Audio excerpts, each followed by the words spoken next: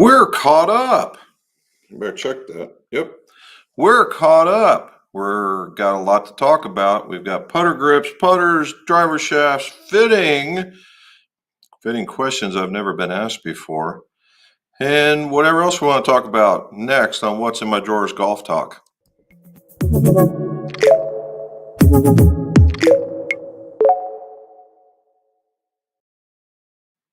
Welcome back to What's in My Drawers Golf Talk. Jim McCleary here, six-time top 100 Golf Digest best club fitters. We'll call it that. And the last International Club Maker of the Year.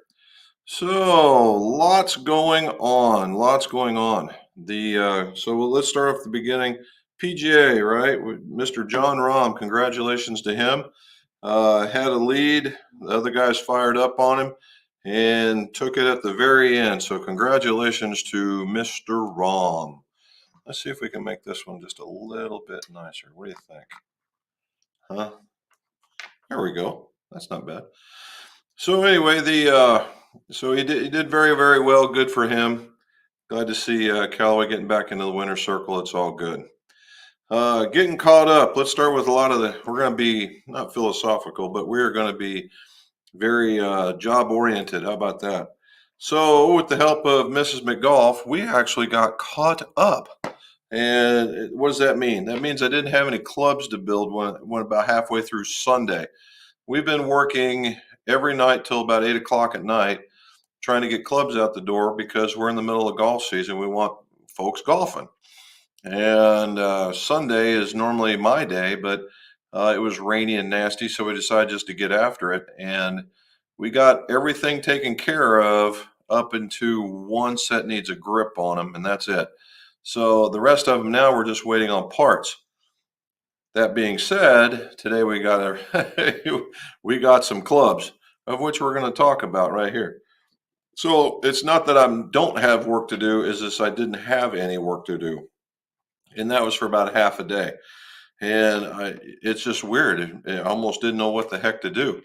And so we went out and mowed and did all kinds of other things that got caught up. I will say Friday night, after doing this, we went and burnt our boxes out here in the country. We can do that. And again, we burnt a lot of boxes. Let's just go with that. So anyway, we got through that. Stuff that we saw out there. Let's get started with this. Things that we did. So now I've got some really cool. I figured out a little option that the StreamYard allows me to do. So we're going to get to it here in just a second. So first things first. So we got some of that. The Wilson D9 forged. Had those on the counter. I've done 3 of those sets in the last week and a half, and there's a couple more coming. That has been, I will tell you, it has been a real performer. It's beating out a lot head to head. It's beating a lot of the clubs out head to head. So that's extraordinarily cool. This one is the set of Mizunos. Those are the 223s, and these were requested from a golfer in Columbus with the dollar tapers and the X Flex, and then those are pure grips, and we put 4 rows of tape on the bottom hand, so we made them to MCC 4s. Good looking set. It turned out really nice. With the taper tips, I couldn't do too much, but with it being X Flex, the weight distributed very, very nice. So I was really happy to see that. And here's something I didn't get. I got to make a driver. That's a unique thing. I haven't built a driver in quite some time. I fixed a bunch. I just haven't had a chance to build one. So that was pretty fun. That one went to Pennsylvania. What do we got here? We have this one. This one. This is an Adams Tour that we put in a new shaft, and this is a Volkey that we put in a different shaft. We took out the standard Tour and we put in a new Nippon Modus wedge shaft. And this had the Atmos blue. It now has the Atmos blue in it. That was pretty cool. Here's the back side of those shafts that we were talking about. There we go. All right, what else we got here? This is that driver I was showing you, and the new set of the Wilson D9s, plus a couple of other clubs that were Callaway's. This was like the best hodgepodge fitting you can ever come across. And that's the way it should be, right? I mean, there are some people that are brand agnostic, well, like me, but they're, that they like one and only one. This one, the golfer kind of ranged around, and that's a good thing. So you got best of what worked for them. All right, what's this one? Ah, the golfer came in and he's getting back into golf. He's played with this particular club, this Golfsmith Forge Professional Grind. And let me tell you, it was every bit of what it looked like. It was weak. It was a butter knife bottom and the whole 9 yards. And when we got done testing with him, and we tried to stay in that particular area, but unfortunately his swing was such that his miss was fat. And so we had to go to something a little bit wider, but we didn't go too gross, right? We went just wide enough, and we gained him somewhere in the vicinity of 25 to 30 yards with an iron. That was just the difference. Now it's stronger lofts in the whole 9 yards, but he also got very consistent. And that's the other part that was very cool too. So a very, very successful fitting, to be sure. But when you see things like that, man, that is what you call some super duper old school right there. Another thing that we did is we put a V2 in an old TaylorMade. That was neat. It was the coloring was really there. That's the whole reason why I put that on there. And then we did some of the PXGs. I think we talked about that one. And then finally, this is where we're at on Sunday, signifying the last set. There we go. All righty. Last but not least, these are some of the completed clubs. These come with music. So for 15 or 20 seconds each, let's see what I can show you here. So let's get started with this guy.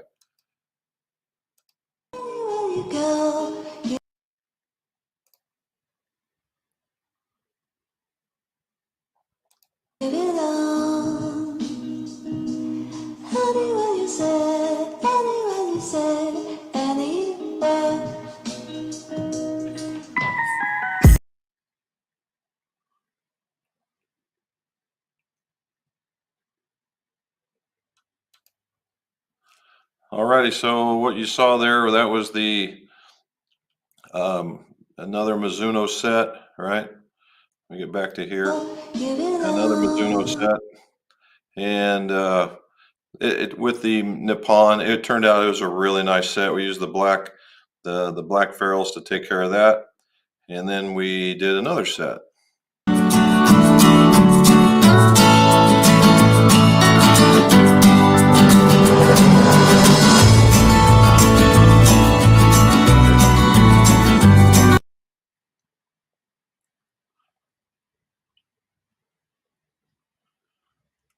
Alrighty, so with that was the Srixon ZX5s with some Nippon 950 Geos. Those are lefties, if you didn't notice, and they had the Wind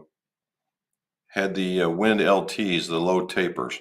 That turned out very, very nice too. I was really surprised. I didn't think that the 950s would come out the way they did, but they did. So we got that one. That was pretty cool. Now let's do this one.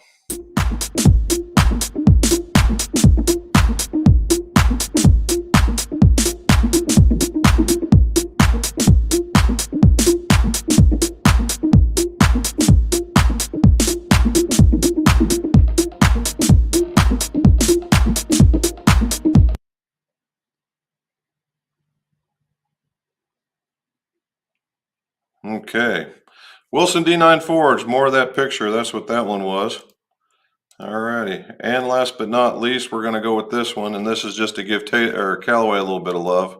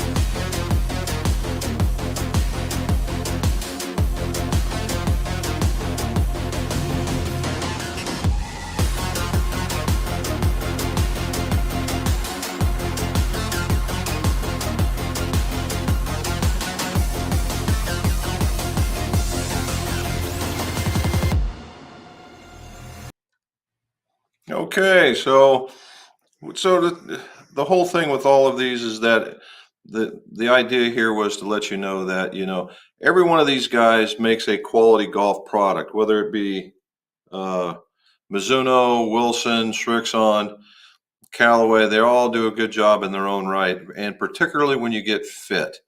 All right, we're going to go with this one for right now. For fitting, we talked about the fitting facts that I was going to, or fitting findings, that would be a good one. So what we found, I going backwards, working backwards. My last one was a 17-year-old golfer who had a very vertical swing, and he was a kind of a stout young man. And the more that I tweaked his swing, and the more that we tweaked his equipment, the further out he got. And this is no kidding. And he was hitting some older clubs, the Titleist DCIs, and I asked him what a 6 iron was, and he said about 175. That's a pretty healthy 6 iron for that model. When I was done, he was ranging out into the 200-yard mark, if not better. Now, why is that? Well, for one, the clubs were stronger. He was hitting basically one club stronger.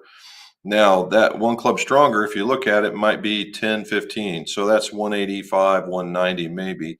So what we were really good for was another 10 to 15 yards just in quality of hit.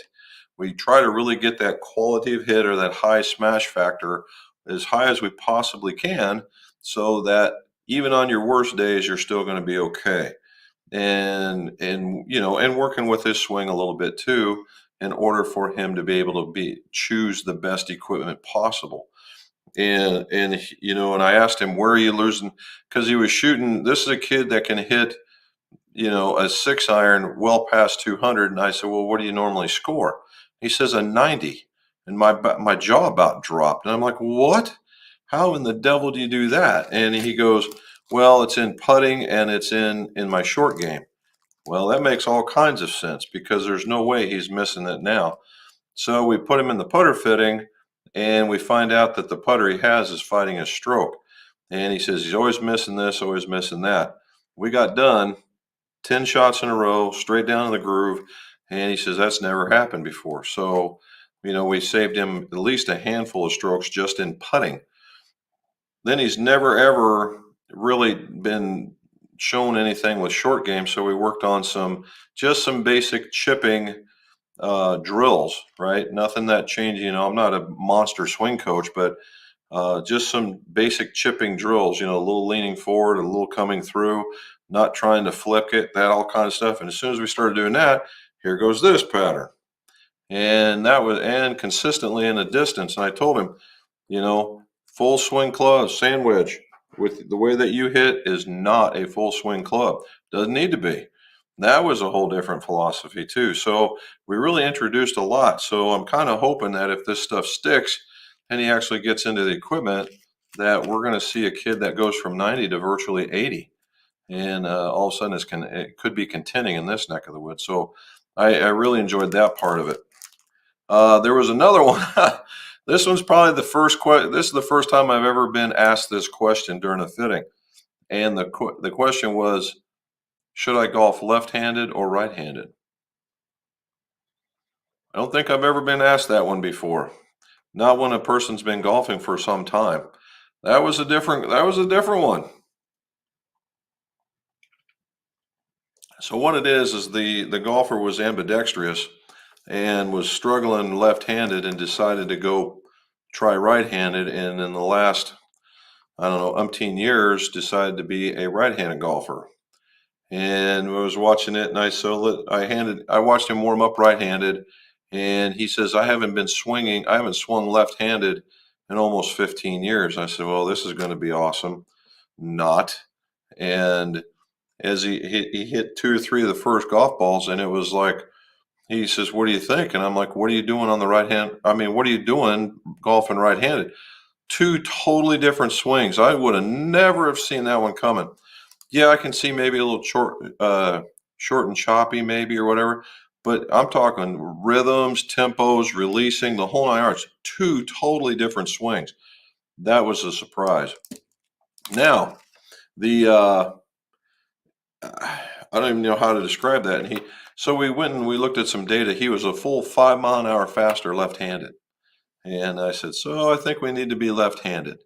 And then we worked on why he was doing what he was doing, got him straightened out. So yeah, it was some challenging yet just totally fun fittings in order to see these improvements when they get up in there. So that was a lot of fun, and we got to see that. So I'm happy with that one. That was the fitting weekend was very successful in improving folks' games, and that's really what we're looking for here, right? Is to improve folks' games. All right, a couple other pieces of news.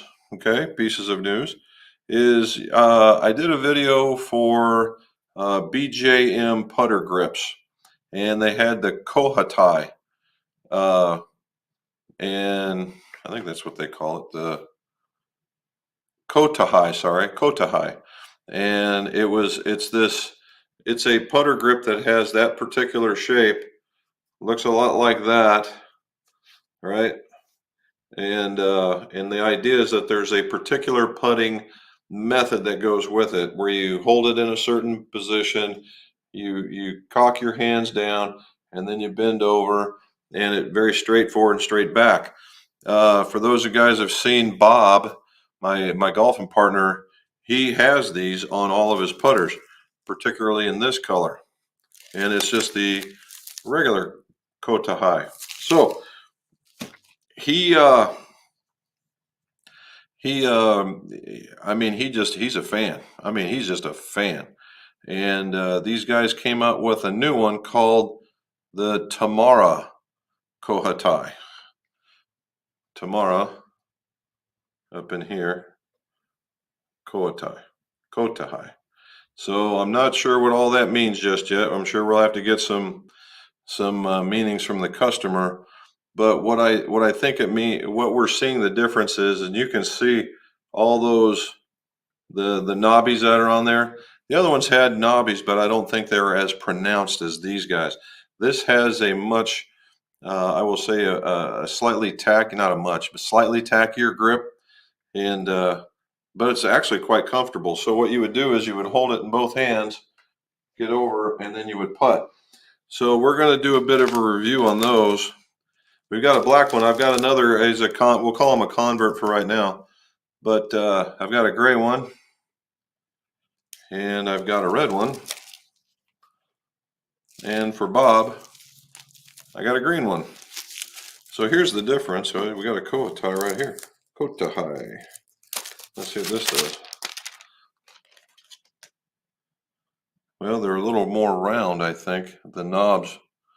Yeah, the knobs on this one are elliptical, where these are a little bit more, they're just round. I don't know if you can see the difference. Anyway, that's what we're going to look at. We're going to put on a few putters. So that's cool. We're there. Nothing wrong with that one. We've shown some success with that one, so why not, right? Why not? We're going to bring this thing back down. There we go. Speaking of putters, you guys saw the Makefield putter one, right? Bam. There it is. I got a McGolf logo on the bottom of one. How about that? Center shafted with their grip. This one, I don't know if you can see because the camera's going to be kind of weird about it. Anyway, on the original prototype models, the milling was kind of rough, and and I asked him about it. It looked like it was almost a cast piece, and he says, "Oh no, that's milled." And I said it looked like there was casting marks in it, and he says, "Well, that was actually part of the plan." I said, "It does not look that good," and so he didn't say anything that he was going to improve on it. But what he did is he smoothed it all out. So all those milling marks were up in this neck of the woods. And what he's done is he's cleaned up the sides. There's these little, see that? There's some extra milling going on right there to clean it all up. And then those things are not buttons. They're just places where it's actually held. This is where they put the weights. So it's all really cool. And it putts well. The thing putts really well. I'm kind of impressed. It really does work pretty good. So I'm happy with that. We're gonna go down a little bit further. How about that? We're getting closer. So anyway, maybe I'll move it backwards.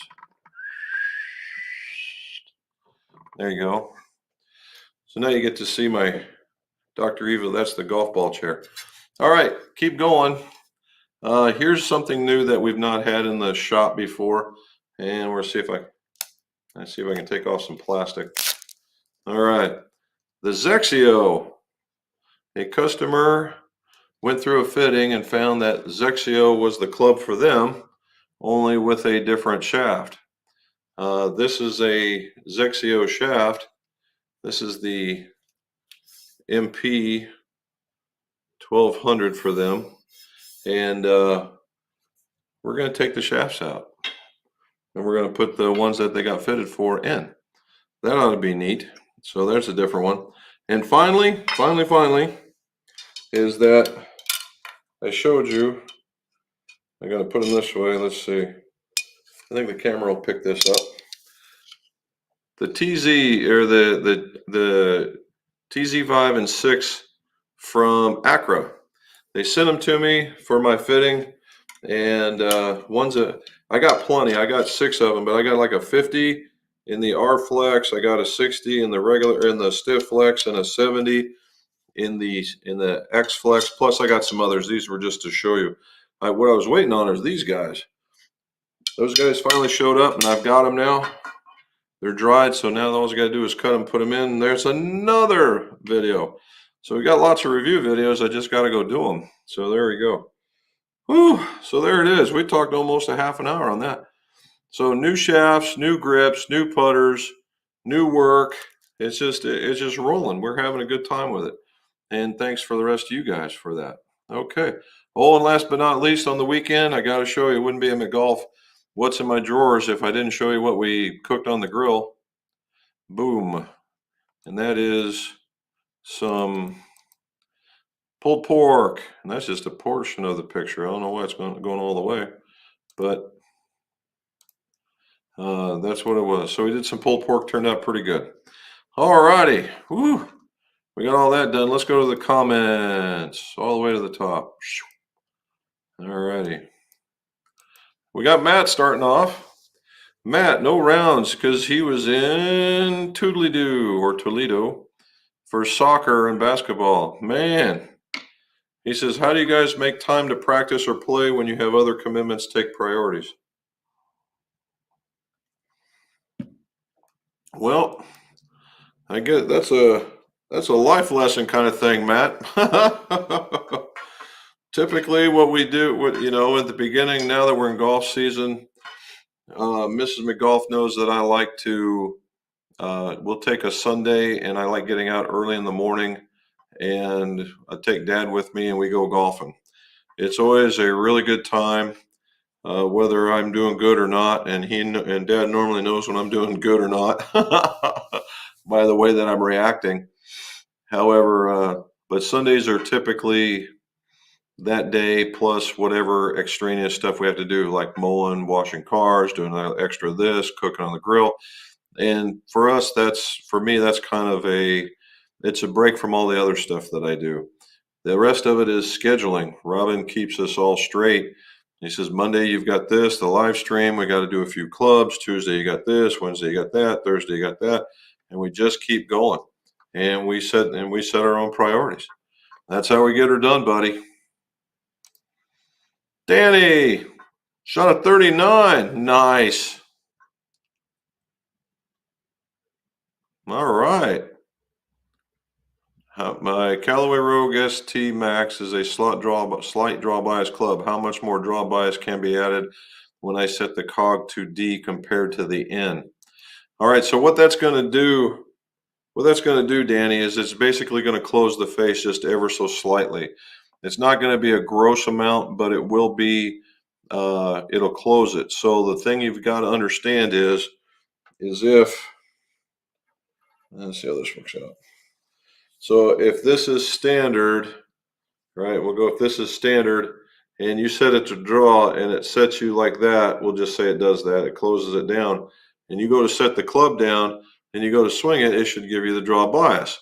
Now, if you see it closed and you don't like it and you go like that and you put it back, then you've just added a whole bunch of loft and you're right back to where you are. You're just going to hit a higher version of the same thing. So that's what we got to know. But it's worth, all those are tweaks. So if you were hitting, and purely it's a guess, I thought I saw Golf Spy did something on the draw bias clubs, but not the draw bias setting. I'd say it'd be good for, I don't know, somewhere in that 10% range. So if you had or maybe even, maybe a 3 yard draw, maybe. That's about where I would go with it. Passman Prime, checking in from Central Illinois. Had to catch last week on the replay. Well, Steve, thanks for catching the replay. I appreciate that. And while Steve has done that, is the perfect straight man. If you would like and subscribe here, down there in the bottom, it's down there somewhere. Hit that like button, hit the subscribe button, hit the notification bell, and that way you get you get all the videos when they drop.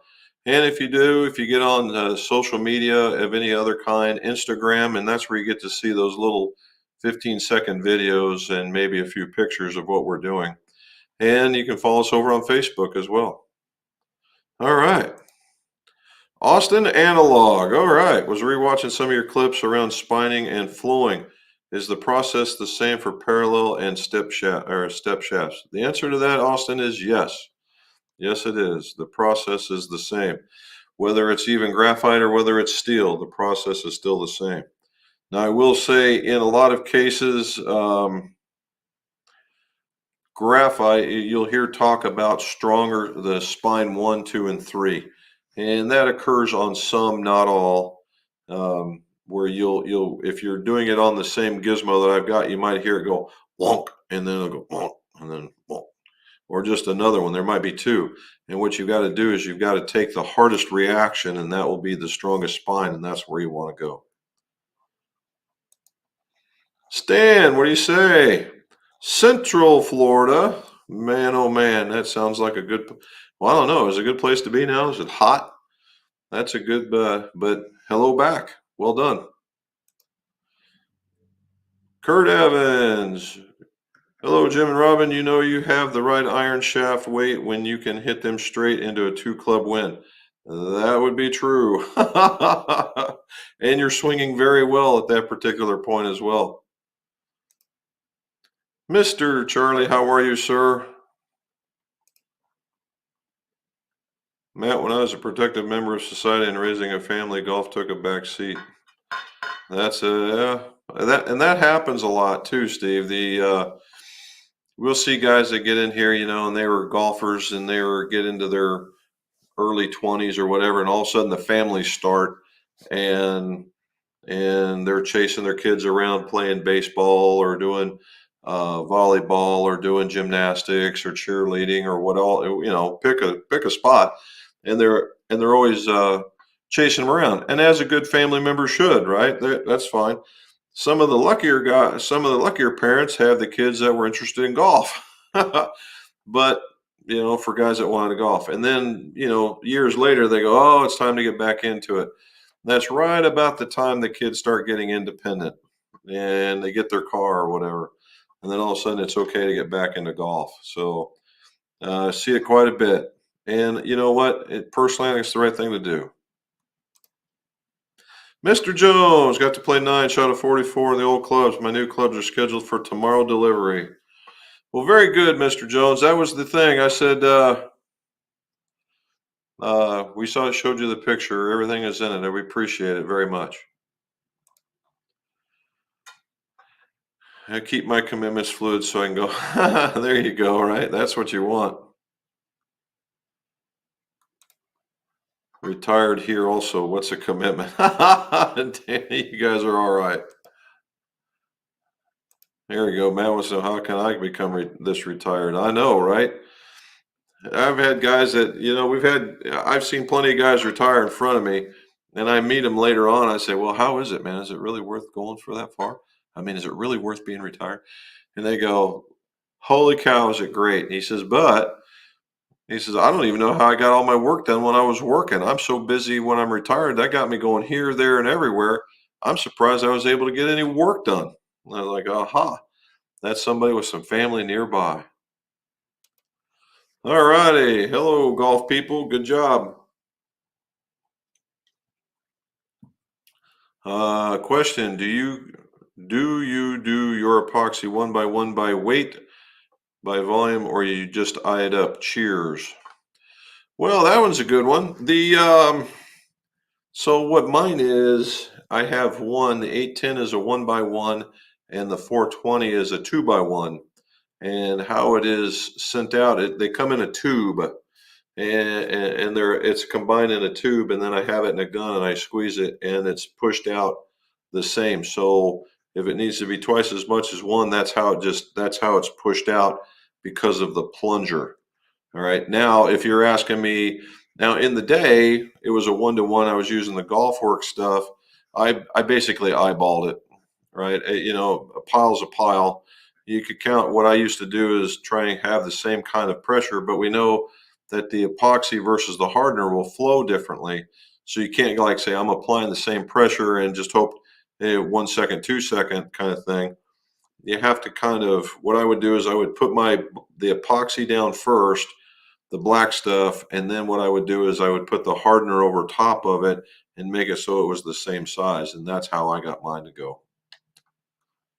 All righty, from Toronto. Well, thank you, sir. Thank you for joining us. P. Funknell. Hey, all right. That is one cool picture. All right, what is the relationship between length and effective lie angle? Some say half a degree for every half inch in length. I've also heard half a degree is equal to 2. What do you think? Ooh wee.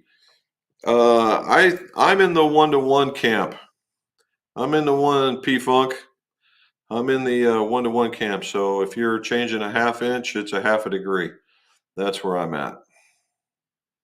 It's always been like that. We've talked to engineers about that like that. If you look at the thing was, it's not hard to figure out in that if you look at OEMs, and that's where I got my cue from. If you look at OEMs and their specs, half, half, half, half, half, half, half. Now, I will say, just here as lately, there's been a bit of a change with the clubs getting so much stronger, and I'm seeing lofts that start with like 27 and a half, 30 and a half, 24 and a half. That half throws a lot of folks off. And what I'm seeing in a couple of OEMs is it'll go, 61, 61 and a half, 62, 60, or 62, and then jump to 63, 63 and a half, 64, and so on. I'm seeing that, and not in everybody, but some. And I don't understand the idea behind it, but I tend to stay with that with them because they design their club for that particular setup. So if I need to be one up or one down or standard, that's where I'll follow it from. All right. There you go. Matt Scallion, there you go. Hey, that's a new name. Welcome. When refurbishing a club, is it best to receive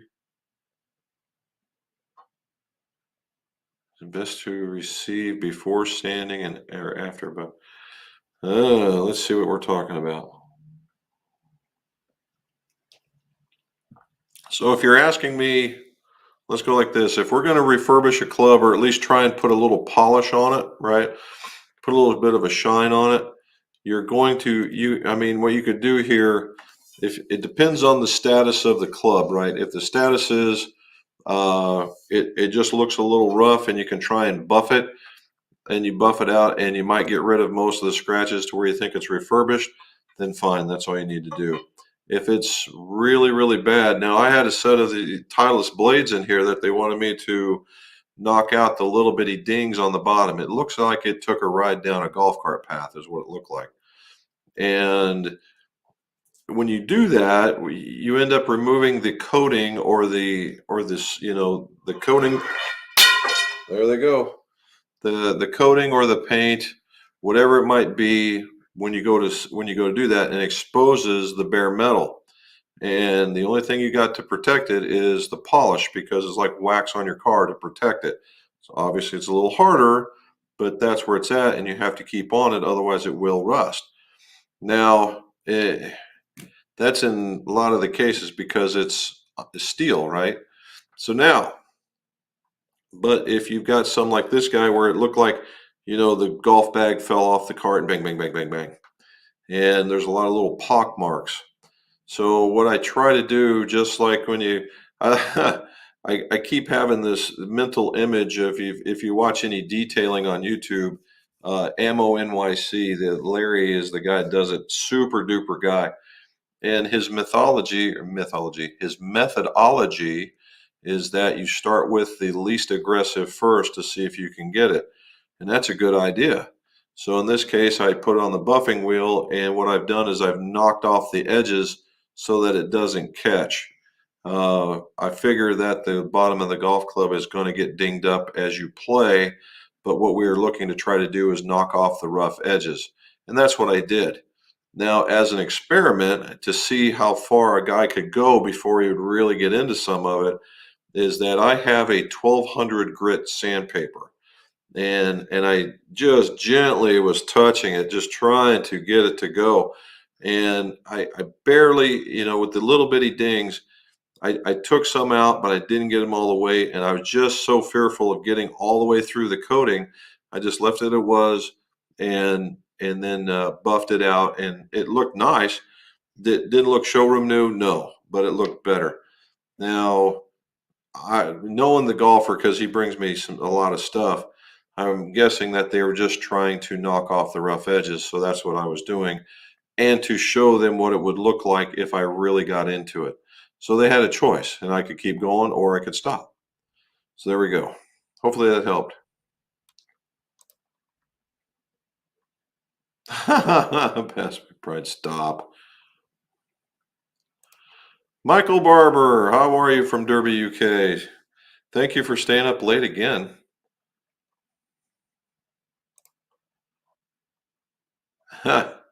Matt is a very energetic individual. He's got plenty of time. Golf swings, here we go. Do you use a sprinkle of quick center on your epoxy every time or only when it fits loose? I'm wondering if I should bother ordering some if the shafts fit as tightly as is. Thanks. I use it every time. For me, it's just a habit. I just get in a habit of doing it, and I've been doing it ever since. And yes, some of them do fit in tight, but the quick center, I just took on the idea that if I'm using quick center, the idea is it centers it in the hosel. Okay. And regardless of how it fits, you spin the hosel around the shaft or the shaft into the hosel, however you like doing it, that you're going to center it. And that was the whole intention of that. And yes, the side benefit is yes, it can take up some room, and that's a good thing too. But you don't want to take up too much room because then the epoxy can't work. So yes, I do it every time, no matter what.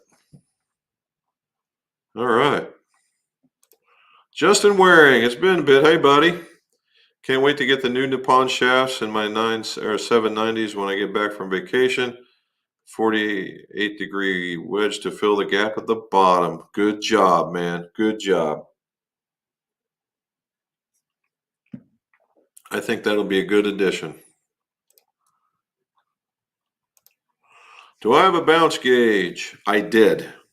I had a bounce gauge, and it was a very nice bounce gauge to be sure. And I found out that I didn't use it long enough to even worry about it. And so I since gave it to another club maker that was big into measuring that kind of stuff. I didn't do it. Now I find myself looking at wedges and wondering about bounce and all these other things. And Golf Mechanics has a much more simplified version of what I had. And I was like, wow, that looks just far too easy to use. So I am considering it, but I haven't got it as yet. All right. Robin's talking to folks. There's Krister. All righty. Well done, sir. How are you? There's Charles back. Thanks to superb craftsmanship, the D9 Forge.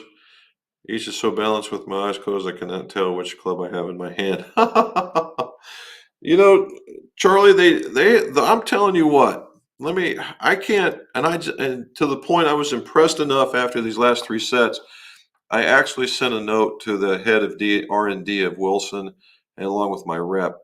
And these clubs, the quality of the build so far as weight distribution when I measure, the lofts and the lies when I go to bend, all these things have just been they've been on point. They really have been on point. And the performance has been top notch, right? It has been absolutely right there. And it's been surprising. It really has. It's funny because they go, I said, well, hit this one. And they'll eventually turn around. They go, wow, this is a really good looking club. Oh, it's Wilson. Yeah, go ahead and hit it. And after about the second hit, they just kind of look at me like, we've been holding out on this secret gem. Yeah, right. And I tell you what, all of a sudden it's like no big deal. So, like we've said many times, that performance will gain you acceptance, and in that particular essence, it is. Now, when we talked to her, I sent you a note because we made a set of the D7 forge for Charlie, and I went back to my notes. I went back to my notes, and we were off by grams, right? Grams. And if it was like 469, it might have been 470. It was 464, might have been 463. I mean, these things were off by a gram. That's how good all those, the grips, the shafts, everything was. It was spectacular. It was a great build. All right. Everybody's talking with Krister now. All right. What do you do for an older Wilson with a broken fat shaft? Ugh. Broken fat shaft. Well, what I've done in the past, PZ, what I've done in the past is I've gone looking for fat shafts. Every once in a while, you can find a supplier that will actually have them. Okay. They do exist, but not in very high quantity anymore. When they were out and about, they were easy to pick up. There was also an adapter that would take the place of all that extra room in that hosel, so you could put a regular shaft in it. And that it looked awful, but it worked. And so they had those adapters, and that's what we've done in the past. Other than that, if you can't find either one of those, you don't. Now I know guys have what they've done is they've left they've cut off the piece on the end to at hosel high, and then tried to fit inside inside the particular shaft because the inside diameter was smaller. You can always do that one as well. So there's three options. All right. Ken Jones, did I get lucky with the first three sets of heads I removed from their shafts? I didn't need a shaft puller. I just heat and pull. Can't remove the last two sets. Do I need a shaft puller? All right, Ken. So, well, the first three sets of heads removed. If you're pulling them from steel, if you're doing them right, you probably don't need a puller. You hit it with about a minute's worth of heat, 30 seconds on it. Well, 25, 30 seconds in three quadrants, right? And you can normally pull them off.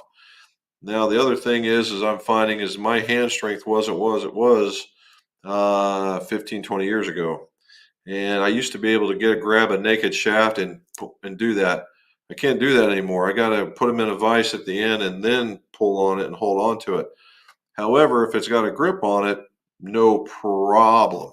No problem whatsoever. Now, every once in a while, you run into a set of difficult ones. And the idea here is put your heat on, try it.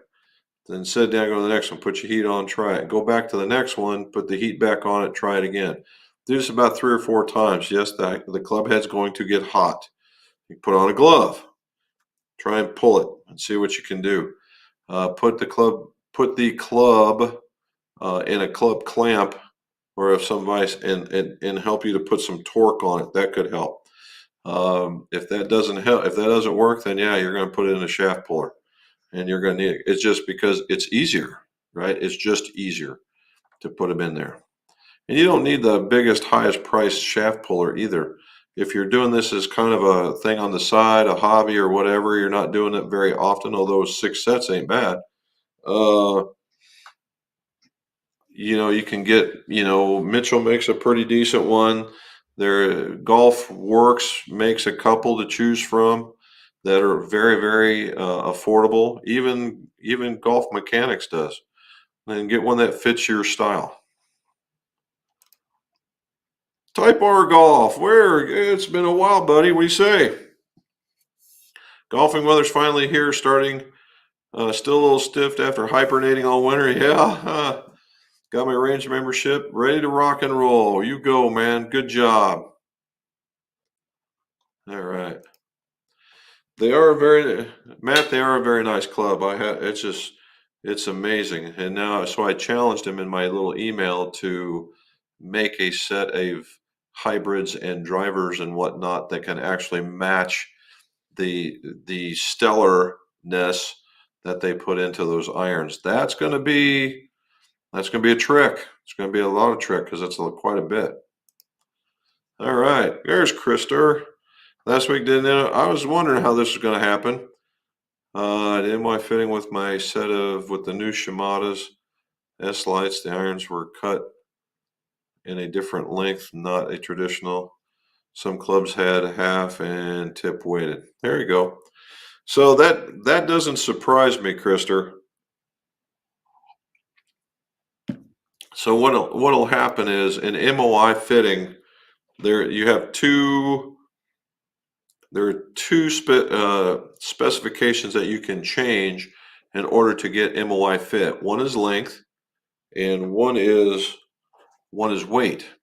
However, length has a much higher impact on MOI than length, as one would not think. But if you go and you research what MOI means and you look at it, length is squared where weight is not. And so that's where that comes from. Now, you can change some length in order to get where you need, or you can add just little pieces of weight in order to get where you need. And it looks like this guy that you went to knows what he's doing if he's doing all those little tricks of the trade. So hopefully they work out. Daryl Carpenter, how are you, sir? Evening from the other side of the pond. I am getting older and slower with a swing speed of 83. Would you suggest a regular flex or a senior would be worth a try? Okay, so Daryl, the number one, if 83 is your driver's swing speed, you're currently in the A flex range. Okay. Now, that being said, that doesn't necessarily mean that every A flex is going to work for you or that none of the R flexes will work for you. If you consider yourself to be an aggressive swinger, you could easily fit into the R flex category, no problem, right? If you're a smoother swing speed or you're a smoother tempo and you're not super tugging and not super late releasing, then yeah, maybe an A flex is where you need to be. But if you're a guy that pulls down really hard and really tries to throw the club around, then yeah, I'd get into the R flex. All right.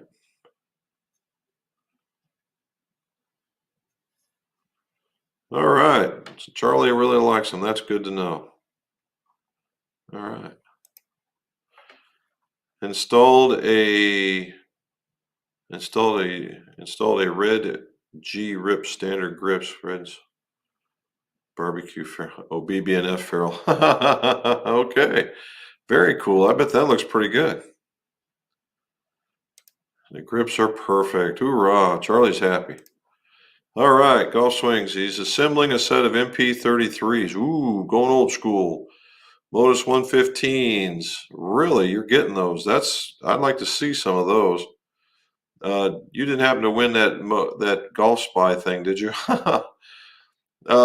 Taper tips. Are Mizuno hosels generally tight or loose in your experience? Would you use quick center interfere with sliding into the ferrule? Okay, so all right. So when we go to do this, when you for club assembly, when you put this quick center on, and it basically quick center is a grit, right? Some people use glass beads, some use Black Beauty, which is a welding or a sandblast grit. And I don't put in a lot. And once your glue is all mixed up, your epoxy is all mixed up, I basically just sprinkle enough just to barely coat the top, so that when you mix it in, it's it's a sidebar to the epoxy, not the other way around. So when you put a little bit of glue on the tip and you slide the ferrule on, the very thing that you're asking me, no, it does not get in the way, and it actually helps slide it on. So I would, and as a whole, Mizuno, I wouldn't say they're a super tight fit. No, I would say that they're just exactly what I would expect for a fit, not loose but not tight. All right. Mediocre golfer. Well, hello there, buddy. That's pretty good. All right. Well, thank you again, Charlie. Thank you very much.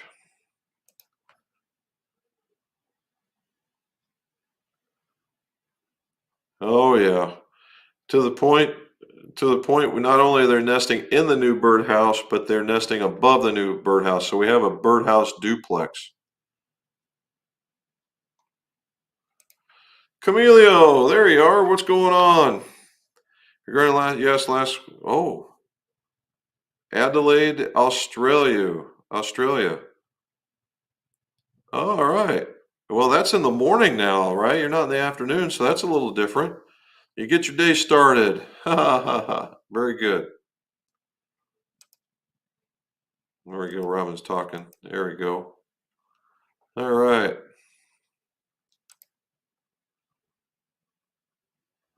Peter uses lab putter grips. Those new ones that cause the forward press on there or whatever that natural thing is. That's kind of neat. All right.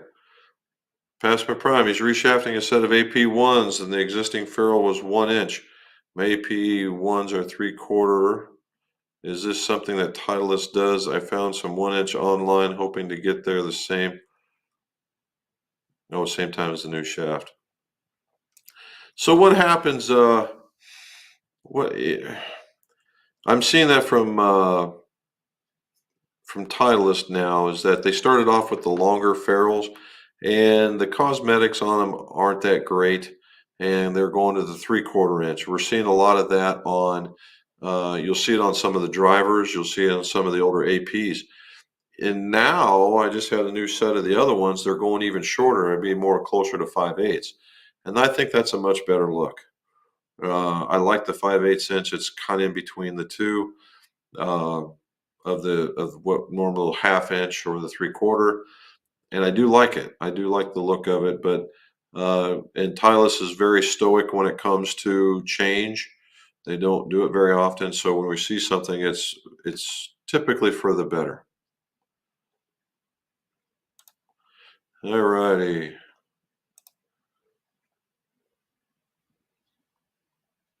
Oh, okay, good. I'd like to see that. Have you ever seen a radar-based launch monitor give a slower ball speed than a swing speed? Have a player with this anomaly? No, I have not. I have. I can't say that I have, man.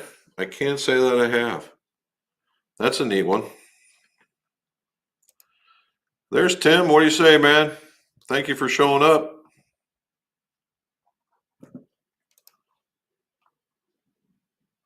Have I done MOI fitting for customers, and what do I think about it? No, I have not, Krister. I have not. The what happens is that, and I know I've said it. Well, I tell the customers. So if I get into a setup where the club needs to be short, right? Like say 1 inch short, that's about where I start. Because we have shorter folks, shorter ladies, teenagers, that kind of thing. and I have to start out short, what I will do is I will cut the clubs, pardon me, I will cut the clubs in 3/8 inch increments instead of 1/2. And that's a poor man's way of kind of MOI matching with 7 gram increments. Because if you don't, then you got to start playing around with the head weights and adding that grams that that guy did for you in order to make it fit. Okay, and that's what we do. But that's a factor of the build, not a factor of the fit. When the very first MOI, machines came out, you actually dangled, you hooked it into a grip, assuming there's a grip on here, and it would hook in here, and then it would swing. And when it would swing, they would tell you what the MOI was. Now, the real trick here is what's MOI, what's the best MOI for you? You typically pick it, right? You say, oh, I like my 7 irons the best, and everybody tries to match it from that. How you would match, typically MOI match, like for swing weighting, you just make the club heavier.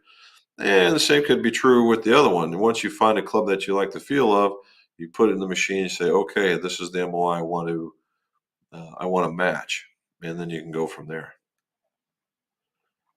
There are some guys that are very, very successful with it, and there are some guys that won't even touch it.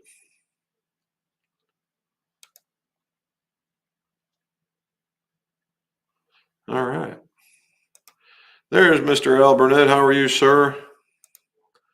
Camellia want to ask me 2 things. First, if you've ever made a 3, 4, 5 long irons 1/2 inch apart and the rest 1 inch. The answer to that would be no.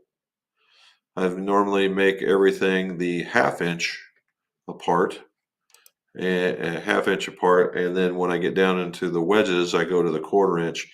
Sometimes more, but on the or not at all. But as a whole, I try to go to the 1/4 inch. And there's the sis. What do you say, kiddo? From Wisconsin. All the snow gone now?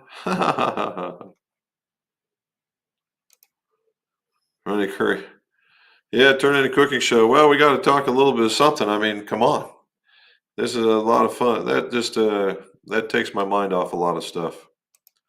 The second question from Camilio is, if a shaft is too stiff, could it cause pain in the wrist? What other signs that shafts are too stiff? I was fitted for Project X. My swing is 97. Ooh, that's pretty stout, bud. So a couple of things. So pain, that could be a factor of weight. Okay, there's a couple of things that are going on, Camilio.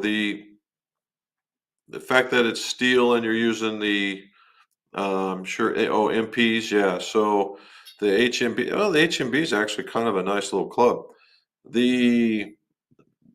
Where you can get your wrist pain is from the shock or the absorption from the steel shaft as you're coming through and you're hitting. That's one. It could be because of the weight of that particular staff. That's two. And if you're at 97, certainly you're into that. You'd be at like 107. You're very, very close to what would be an X flex, right? And again, it depended on how you really came in and you really came through and you did that kind of stuff. The immediate thing to do is, if you're hitting these things well, I'd really hate to do a whole lot of hunting and pecking, but they do make these inserts that can go into those shafts that can reduce a lot of vibration. It's at the cost of a grip, but what I would do is you maybe get some of these things that insert into the butt of the shaft, and they absorb the vibration, and just put a new grip on and go play and see what it does, if it feels better or not. All right.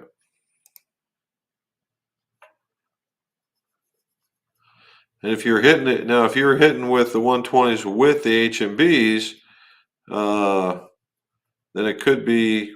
See, the 120S though, the 120S is going to play kind of stiff, and where the Project X is probably going to be a little smoother. So I don't know if that is necessarily it or not. Danny Freeman, no golf for me in Dallas. Grandkids. All right. Good job. Good at putter fitting.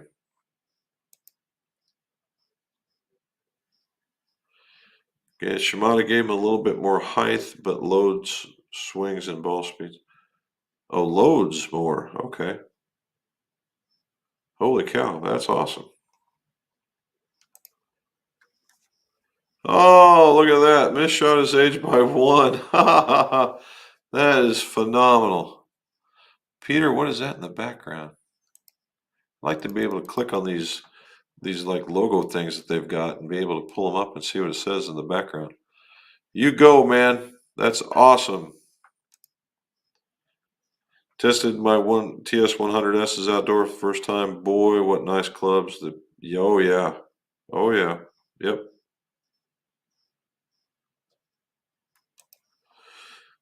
Duke. Hope Robin is healing up. She is. She's converted from what we would call the flipper. Every once in a while, she sneaks out in some open-toed shoes, and we put band-aids with the little special band-aid that goes on top of it and the band-aid over the top. And so far, she's been walking around like a champ. So good for her. And it is. The hole's filling up quite a bit, so it's doing pretty good. If there's one thing you would like to see club manufacturers change, what would it be? Ooh, what would it be? Club manufacturers. Well, in some of them, so what I would like to see them see. Um, well, this is purely from a left-handed point of view. If you're going to do a set of irons, and with the fact that they're getting stronger, right? They're getting stronger. That some companies will force left-hand guys into regular wedges to get that gap wedge. I truly believe that it's better for most golfers that the gap wedge be more like the set and less like a wedge, just to help golfers get around. That would be my kit. Now, does every company do that? No, but some of the other ones that people really enjoy, they do, and they need to actually make the damn gap wedge. They really, really do. There's one other thing I'd like to see them do, and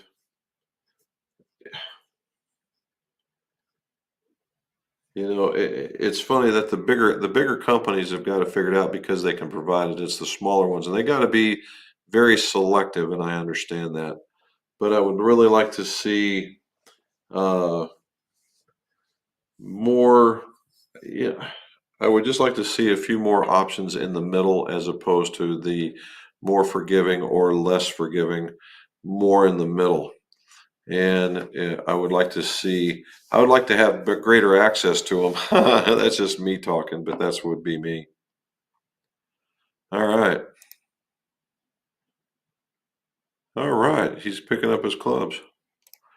All right. It's just about 88 to 90 in Orlando this week. Oh, that's not too bad for Orlando, but it's that damn humidity down there. Although at this time of the year, it shouldn't be too bad. Good for you being in Orlando. Good job. Ronnie, I think we all know that spining makes no difference. Ronnie, I have to disagree, but for as much as they tell you that it doesn't, there is just that much that tell you that it does. For me, I think it just makes a more consistent golf club. Yep, gonna go see the surgeon tomorrow. Dink, wait a minute. Are you a Submariner? Oh, Gabby must be on here too. That's my other sister. Mark, how you doing, buddy? Hope the foot is healing well. Posted a picture of Facebook of my flower enclosure. Thought you might like the steaks. Yes, like to see that. Okay, we'll get on there and take a look. Michael Ganley, there's another one, new one. Which shafts have a similar profile to the VRTX Red? So Sounds like somebody's fit you into VRTX Red, which would be these guys right behind me. It's a Project X base, so the high launching version of anything in the Project X range, right in the hazardous range.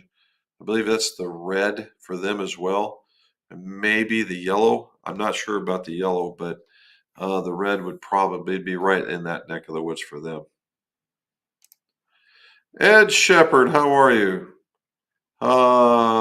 Explain your reasons for not making an iron standard length and bend it down 2 degrees if fitting calls for a ½ inch under standard. Oh, let's see. Let's see if I can get through this one. Explain your reasons for not making an iron standard length and bend it down to if the fitting calls for a ½ inch under standard. Okay. So if I'm doing a fit, the way I do a fitting is I have it right behind me here, right? I have a series of irons, same head, shaft, grip, flex, everything except for length. And what we'll do is we'll hit 3 golf balls apiece, and I'm looking for the tightest pattern that one can make. It's irrelevant on where it goes, right? It's irrelevant on where it is on the face. That's what I mean. As long as you can make a tight pattern, because we at this point, all we're doing is chasing consistency. I'm not looking for how far you're hitting it and that kind of stuff. I'm looking for your impacts because that's consistency. Once I can nail that down, then what we will do is we will do a lie angle test. And the lie angle test for that particular length, and if it says I need for you to be flat because you're hitting into the heel, or if it's in the toe and it needs to go up, that's what bears out in the middle of a lie angle test. Now, the lie angle test is more for turf interaction than most anything else. And so you want to get it so that you're getting the club into the right spot. And now you got consistency with good turf interaction. So now your quality of shot should show up. And so that's where you would get from that.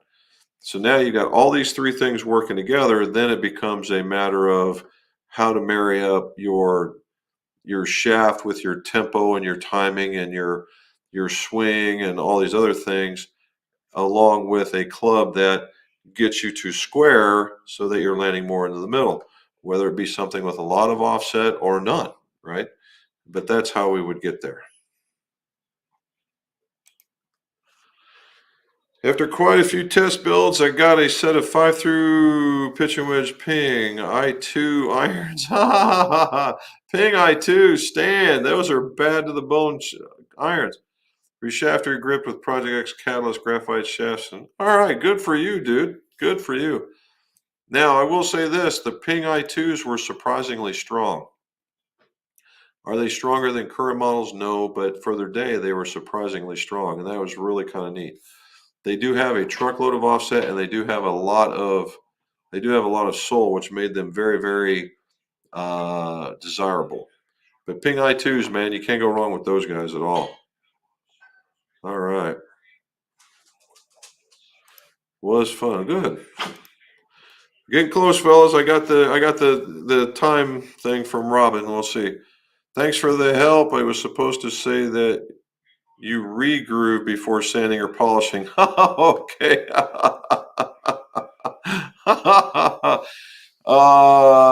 I would probably re-groove before. Yeah, I would think you would want to re-groove. Well, you know what?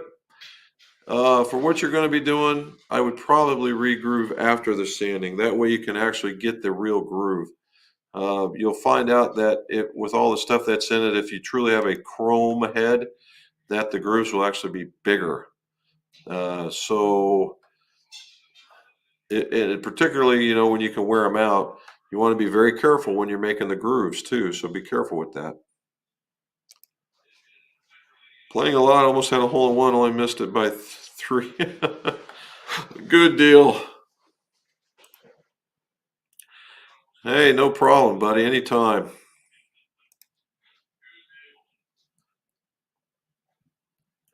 Launch him into the air 15, 20 miles. You liked him a lot. Well, there you go. Well, Charlie, you can tell him you know a guy. All right. S. Young. If my set is 95 grams, what weight should I use for wedges? Be my preference, bud, but I would look at something in the 105 range. It would be slightly higher. 115 is not bad, but 105 would be more of my preference.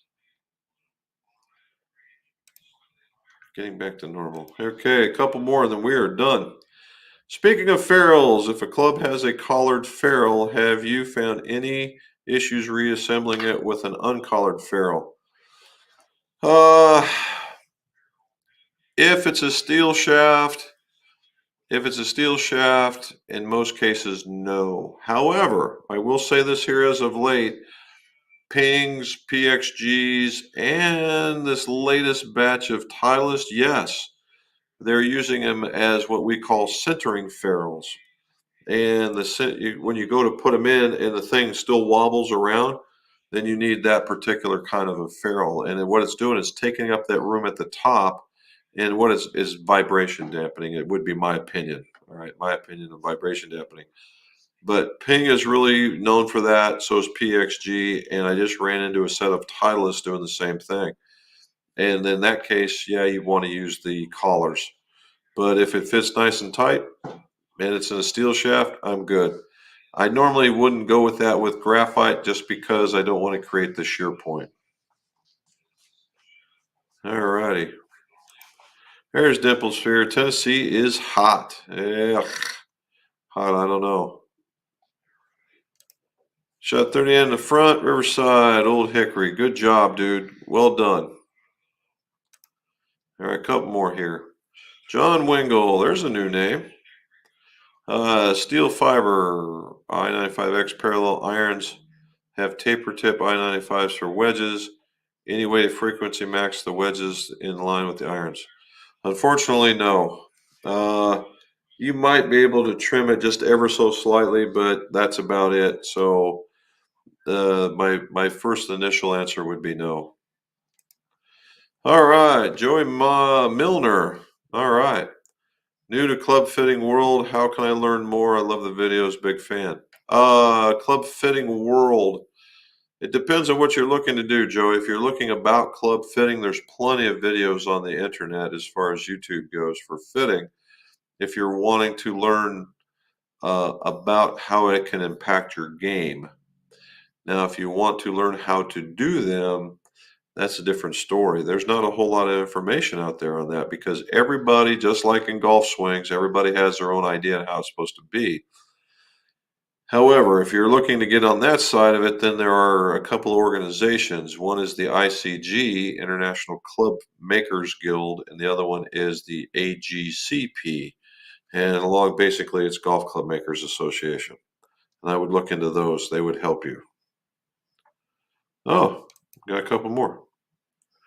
How would you rate recoil darts compared to the other shafts in the Rogan? I like the dart, Ian. I like the dart. I think it's a quality shaft. I think it's a way for recoil to regain a little bit of their market share, so to speak. They kind of slid a little bit, and this dart's really nice. I like it a lot. All righty. What essential tools are necessary for club builds? Ooh-wee. I've done a video on it. I'd have to dig it way out, but you can like look under tools of the trade underneath the thing and it'll show you. But you have to have a stable place like a bench. The bench is number one. A vise to put the bench on would be number two. A clamp to go inside the vise would be number three. A way to measure golf clubs would be number four. And then a thing to cut shafts and tip shafts or sand shafts and finish them would be number five and number six. And those are very, very basic, right? Non-volume, just one at a time kind of things. And once you get into it, you'll understand. All right. Last two. Here we go. Graphite iron shafts by Driver and Woods or graphite. I've heard I can swing them harder because they're lighter.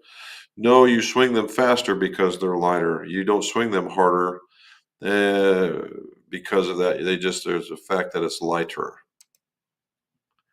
Going to try and get down your wave for a few days. Have to adjust my angles and get around in. All right. And around with you and a steak. Not a problem. We can do the steak part. All right.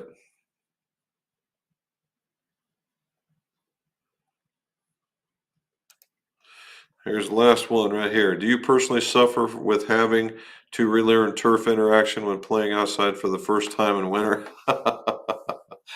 You know that there is something to that, man. There is something to that in that you sit. I'm used to these perfect lies, and you get through it. Now my mat will take a fat shot, so that's not so bad. But to sit there and wondering if you're going to bottom out or not, uh, that one's always scary for about the first 4 or 5 swings, and then I get right back into the groove. But yeah, that's a good one.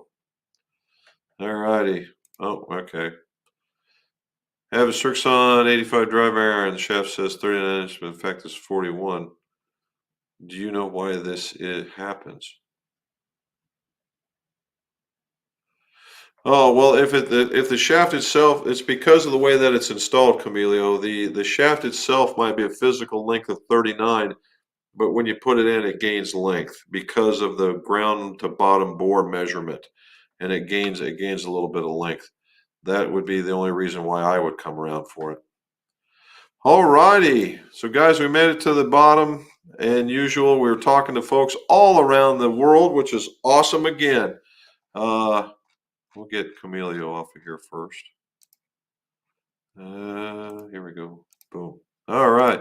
So we're all, I mean, it just absolutely slays me that you guys stay here and watch all that and ask the questions, and I appreciate it dramatically. So again, don't be afraid to hit that like button, hit the subscription notice, and get ready for a video. There will not be one tomorrow, but we will have one in the week to be sure. And as always, let's see your scores. Go low.